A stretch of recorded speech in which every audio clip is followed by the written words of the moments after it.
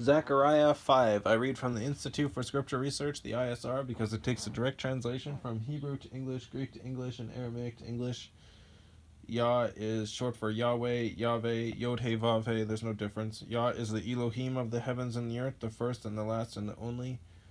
Yah is an extremely jealous El. He doesn't even want the names of idols or mighty ones to come to our lips. And the letter J is about 600 years old, while the son of Elohim, Yehoshua, died on a stake for the sins of all of humanity more than 2,000 years ago. And a direct translation from Hebrew to English, Yehoshua is Joshua. Zechariah 5.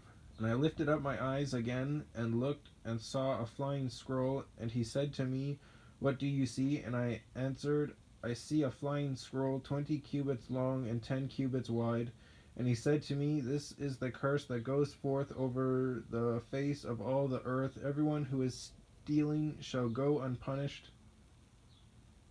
Everyone who is stealing shall go unpunished.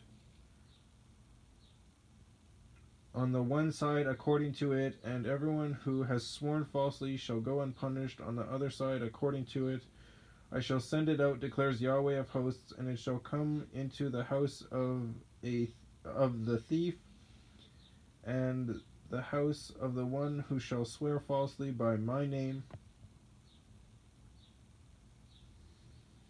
You know, when I was a Christian,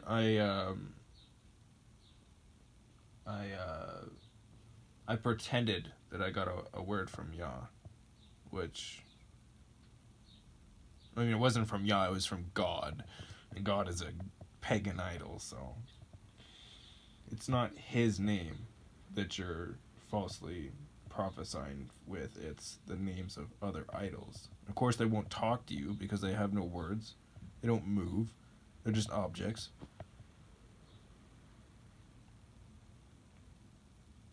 The best idol is the one you can't see. His name's Jesus.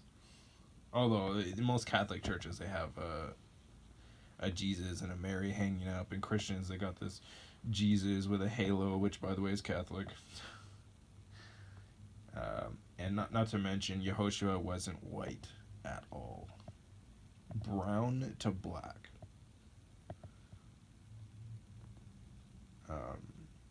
Yeah. Where was I at?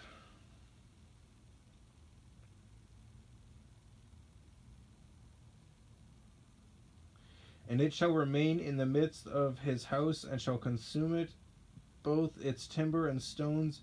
And the messenger who was speaking with me came out and said to me, "Lift up your eyes now and see what this is that is going forth." And I said, "What is it?" And he said, "It is an ephah measure, E with a half a check mark, PHAH dash and then measure, that is going forth. Again he said, "This is their appearance throughout the earth, and see a lead cover lifted up, and this a woman sitting inside the ephah measure." And he said, "This is wrongness." And he threw her down into the ephah measure, and threw the lid weight over its mouth. And I lifted up my eyes and looked, and saw two women coming with the wind in their wings, and they had wings like the wings of a stork. Stork. I should look that up. A stork. This is the second time I've heard that. Probably the third, actually. Anyways. And they lifted up the ephah measure between earth and the heavens. Then I said to the messenger who was speaking to me, "Why are they taking the ephah measure?" And he said to me, "To build a house for it in the land of Shinar, Shin', and it shall be established and set there on its own base." Oh, that's the end. On its own base. "To build a house for it in the land of Shinar, and it shall be established and set there on its own base." Interesting.